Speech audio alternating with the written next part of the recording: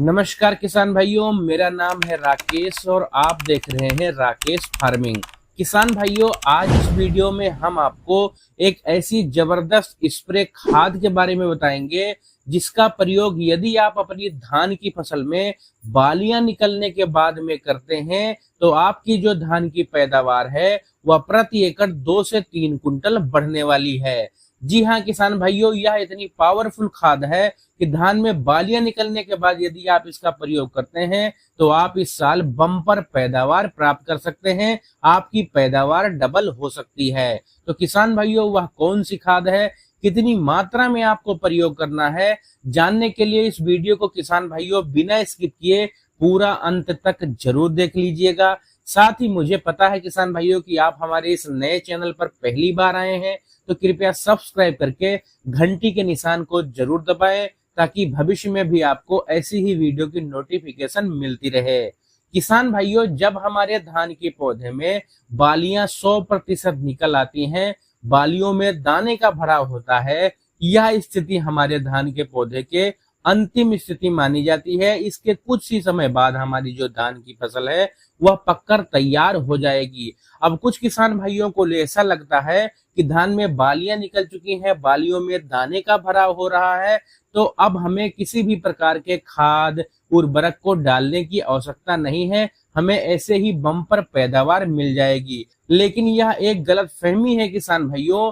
जब हमारे धान की फसल में बालियां निकल चुकी होती हैं, बालियों में दाने का भराव हो रहा होता है, इस स्थिति पर भी किसान भाइयों हमारा जो धान का पौधा है उसे कुछ मात्रा में कुछ खास उर्वरकों की आवश्यकता होती है और इसकी पूर्ति हमें इस समय जरूर करनी चाहिए। आज उसी के बारे में हम आपको बताएंगे। तो किसान भाइयों, इस खास खाद और स्प्रे का जो नाम है वह है NPK 0050। किसान भाइयों, NPK 0050 में 0% नाइट्रोजन, 0% फास्फोरस और सिर्फ 50% पोटास की मात्रा पाई जाती है। अब किसान भाइयों, जब धान की फसल में बालियां निकल आती हैं, उस अवस्था पर हमारे धान के पौधे को सबसे ज्यादा आवश्यकता यदि किसी पोषक तत्व की होती है तो वह होती है पोटास की।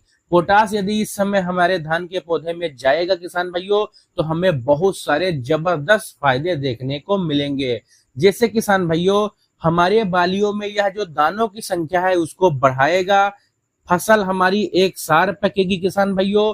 पोटास डालने के बाद में हमारा जो धान का पौधा है वह किसान भाइयों बीमारियों से, कीटों से जो लड़ने की क्षमता है उसकी काफी ज्यादा बढ़ जाएगी। मतलब हमारा जो धान का पौधा है उसकी जो रोग प्रतिरोधक क्षमता है उसमें काफी ज्यादा वृद्धि हो जाएगी किसान भाइयों।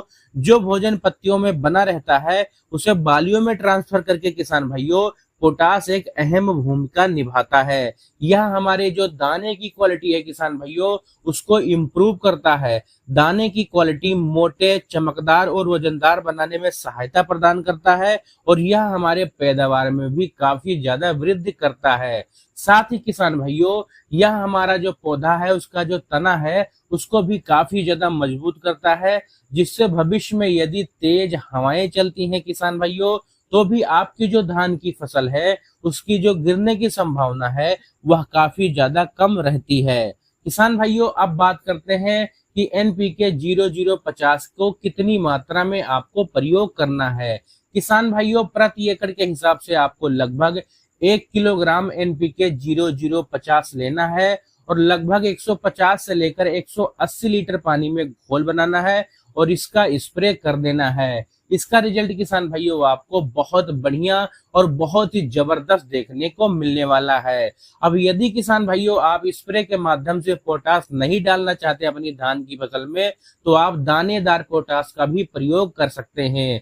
जो पोटास MOP 60% वाला आता है किसान भाइयों, आप उसको ले सकते हैं। मात्रा उसकी आपको लगभग 20 से 25 किलोग्राम प्रति एकड़ के हिसाब से लेनी है और उसका बुरकाव कर देना है। इन दोनों का रिजल्ट किसान भाइयों आपको सेम टू सेम देखने को मिलेगा। जो फायदे आपको स्प्रे डालने से मिलेंगे वही फायदे किसान भाइयों आपको दानेदार पोटास डालने से मिलेंगे। तो दोनों में जो आपको अच्छा लगे उसका चयन करके आप अपनी धान की फसल में डाल सकते हैं।